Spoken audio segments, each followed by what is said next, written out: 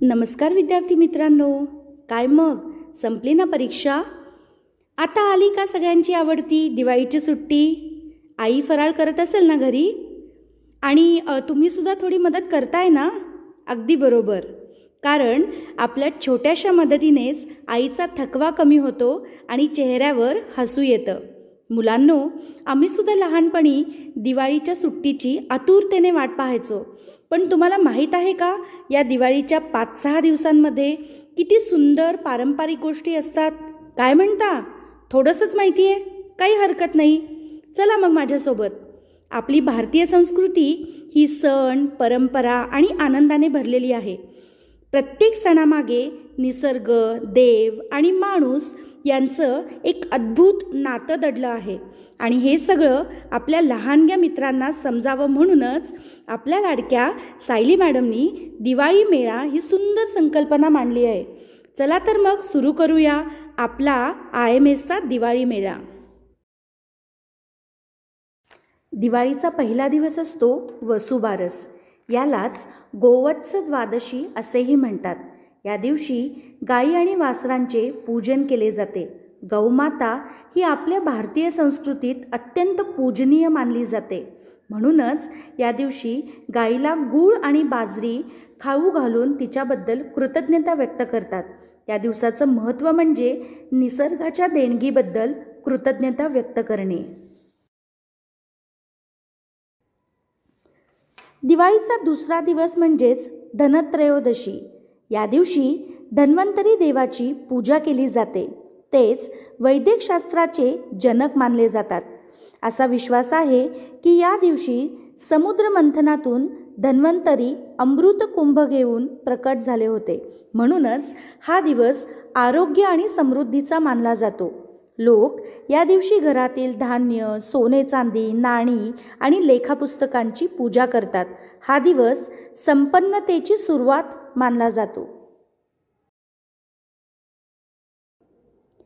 दिवाळीचा तिसरा दिवस म्हणजे नरक चतुर्दशी. या दिवशी भगवान श्रीकृष्णाने नरकासूर राक्षसाचा वध करून गोपींची सुटका केली होती.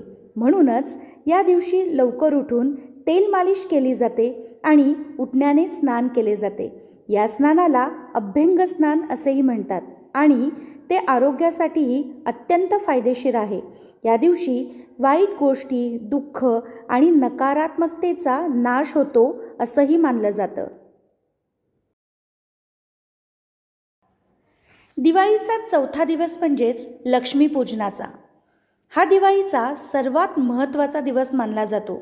या दिवशी लक्ष्मी देवी आणि कुबेर देवाची पूजा केली जाते. लक्ष्मी देवी म्हणजेच धन, समृद्धी आणि सौख्याची देवी. या दिवशी लोक आपले घर, दुकान, ऑफिस स्वच्छ करून दिवे लावून सजवतात. हा दिवस नव्या आर्थिक वर्षाची सुरुवात मानला जातो. दिवाळीचा 5वा दिवस असतो पाडवा. यालाच बलिप्रतिपदा असंही म्हणतात. या दिवशी राजा बळी आणि भगवान विष्णू यांची कथा सांगितली जाते. भगवान विष्णूंनी वामन अवतार घेऊन राजा बळीला पाताळ राज्य दिलं आणि त्याला वर्षातून एकदा पृथ्वीवर येण्याची परवानगी दिली. म्हणूनच लोक या दिवशी म्हणतात, इडापिडा टळो, बळीचे राज्य येवो. या दिवशी पती पत्नी एकमेकांप्रती सन्मान आणि प्रेम व्यक्त करतात. काही ठिकाणी या दिवशी गोवर्धन पूजासुद्धा केली जाते. दिवाळीचा 6वा दिवस म्हणजेच भाऊबीज. हा दिवस भावा बहिणीच्या नात्याचा प्रतीक मानला जातो. बहीण भावाला ओवाळते, त्याच्या दीर्घायुष्यासाठी प्रार्थना करते आणि भाऊ तिला भेटवस्तू देतो. हा दिवस प्रेम, आपुलकी आणि स्नेहाचा उत्सव आहे. भाऊ बहीण एकत्र जेवतात, फराळ करतात आणि दिवाळीचा शेवटचा दिवस आनंदात साजरा करतात. मुलांनो, या दिवाळीच्या दिवसात घराघरातून फराळाचे पदार्थ बनवले जातात. दारात सुंदर रांगोळी काढली जाते. अंगणात किंवा गॅलरीत आकाशकंदील लावला जातो आणि सगळीकडे दिव्यांची आरास केली जाते. अशी ही दिवाळी आपल्यासाठी खूप आनंद घेऊन येते.